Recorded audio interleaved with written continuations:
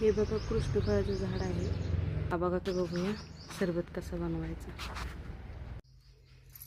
हे मिक्सरचं भांडं घेतलं आहे, साखर घेतली आहे आणि हे कृष्णफळ घेतले आहेत 4. आता ह्याच्यामध्ये चिरून घेऊया. कृष्णफळ चिरून घेऊया.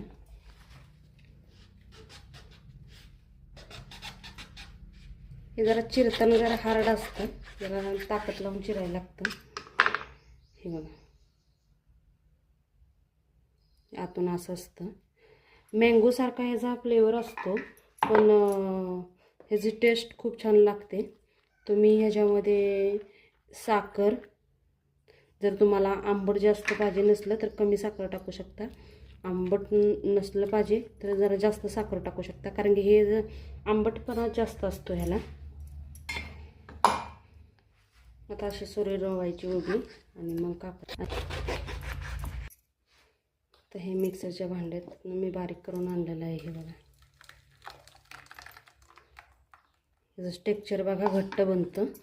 आणि तुम्ही पाणी टाकून मिक्सरचं भांडं खंगळून त्यात ओतू शकता. आणि ह्याच्यामध्ये अजून पाणी ओतायचं, कारण ते घट्ट असतं, त्यामुळे पाणी टाकून वाढवा.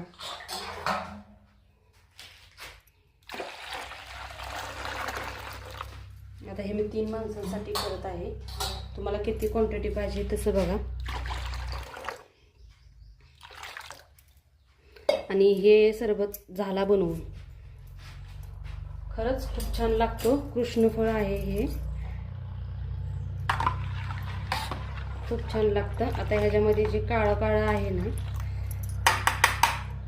ते तुम्ही जरी गाळलं तरी चालतंय, नाही गाळलं तरी चालतं. नाही गाळलं तरी ते तळाशी बसतं, त्यामुळे वर नुसताच सरबत राहतो. हे बघा वर नुसता सरबत राहतो. जरी तुम्हाला गाळायचं असलं तरी तुम्ही गाळू शकता, नाही गाळलं तरी चालतंय.